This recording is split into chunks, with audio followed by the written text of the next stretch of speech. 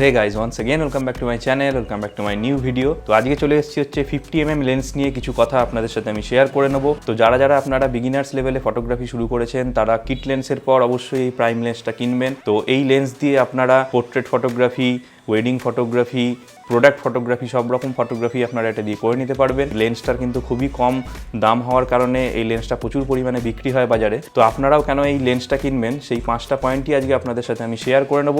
তো ভিডিওটা অবশ্যই আপনারা লাস্ট অবধি দেখবেন, আর ভিডিওটা ভালো লাগলে চ্যানেলটা সাবস্ক্রাইব করবেন। তো বেশি কথা না বাড়িয়ে চলুন ভিডিওটা শুরু করা যাক। তো প্রথম পয়েন্ট যেটা আপনাদের সাথে আমি শেয়ার করে নেব সেটা হচ্ছে এই লেন্সটার ফোকাল লেন্থ। তো এই লেন্সটার ফোকাল লেন্থ 50mm হওয়ার কারণে আমরা যে কোনো সংকীর্ণ বা ছোট জায়গাতে কিন্তু এই লেন্সটা নিয়ে কাজ করতে পারি, সেক্ষেত্রে কিন্তু আমাদের কোনো রকম প্রবলেম হয় না।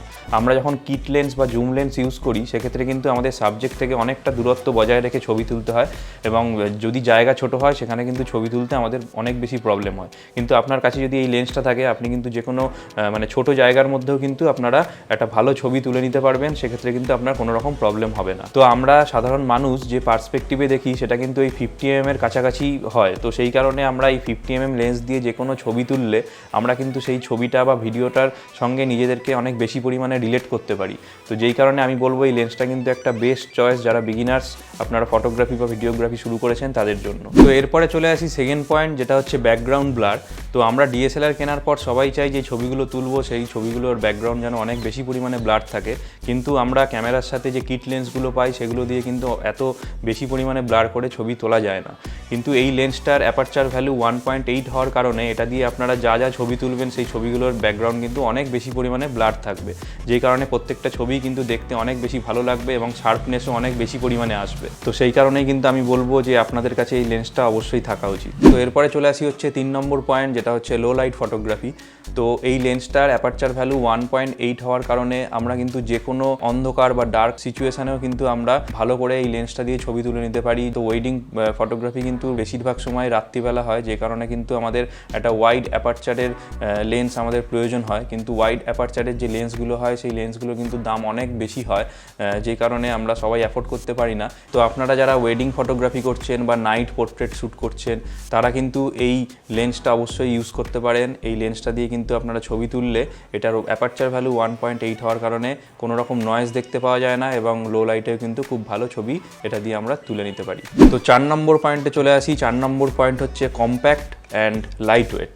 তো এই লেন্সটার ওয়েট কিন্তু খুবই কম, একদমই হালকা একটা লেন্স এবং ছোট্ট একটা লেন্স, কম্প্যাক্ট লেন্স। তো সেই কারণে আমরা এই লেন্সটা ক্যামেরায় লাগিয়ে অনেকক্ষণ বেশি সময় ধরে কাজ করতে পারি, আমাদের হাতে ব্যথা হয় না বা কোনো রকম প্রবলেমও কিন্তু হয় না, অনেক বেশি স্টেডিও থাকে।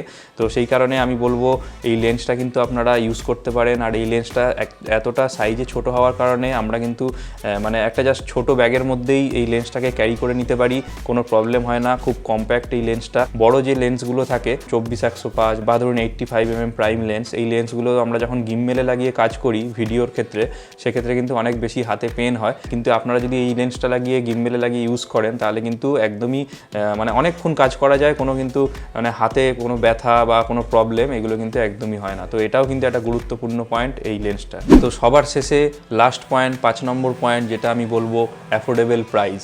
তো এই লেন্সটা এত ভালো ফিচার্স দিচ্ছে, এই লেন্সটা এত কিছু আমাদের প্রোভাইড করছে, কিন্তু এই লেন্সটার দাম কিন্তু ওই মোটামুটি 7 থেকে 8 হাজার টাকার মধ্যে আপনারা এই লেন্সটা পেয়ে যাবেন দোকানে, এবং অ্যামাজনে এখন এই লেন্সটার মোটামুটি ওই 9,000 সামথিং এরকম দাম আছে।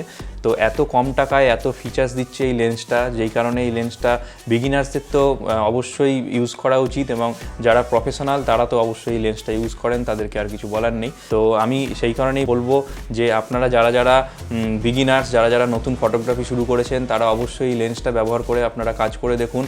এই লেন্সটা ছাড়া অন্য কোনো লেন্স দিয়ে আর কাজ করতে ইচ্ছা করবে না। আমি নিজে পার্সোনালি এখনও এই লেন্সটা ইউজ করে যাচ্ছি, এবং আমি যখন বিগিনার্স ছিলাম তখনও এই লেন্সটা অনেক বেশি আমি ইউজ করেছি। তো এই লেন্সটায় কিন্তু অটো ফোকাস, ম্যানুয়াল ফোকাস দুটো অপশনই আপনারা পেয়ে যাচ্ছেন। হ্যাঁ, এই লেন্সটায় আপনারা স্টেবিলাইজার পাচ্ছেন না, সেহেতু আপনারা যারা ভিডিও করছেন তাদের অবশ্যই লেন্সটা ইউজ করার সময় ট্রাইপড বা গিম্বেল ব্যবহার করতে আমি সাজেস্ট করব।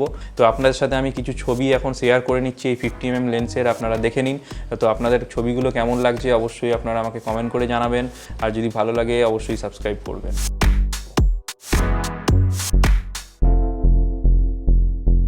তো তো আজকের ভিডিওতে আমি এই 50mm লেন্স নিয়ে আপনাদের সাথে কিছু কথা শেয়ার করে নিলাম। আপনারা যারা বিগিনার্স আছেন তারা অবশ্যই এই লেন্সটা কিনুন এবং ব্যবহার করুন, অনেক বেশি ভালো আউটপুট আপনারা এই লেন্সটা থেকে পেয়ে যাবেন।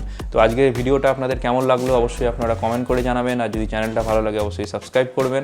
দেখা হচ্ছে নতুন সকাল নতুন ভিডিও নিয়ে, ততক্ষণ আপনারা খুব ভালো থাকবেন এবং সুস্থ থাকবেন। Thank you. ভালো লাগে অবশ্যই চ্যানেলটা সাবস্ক্রাইব করবেন। তো বেশি কথা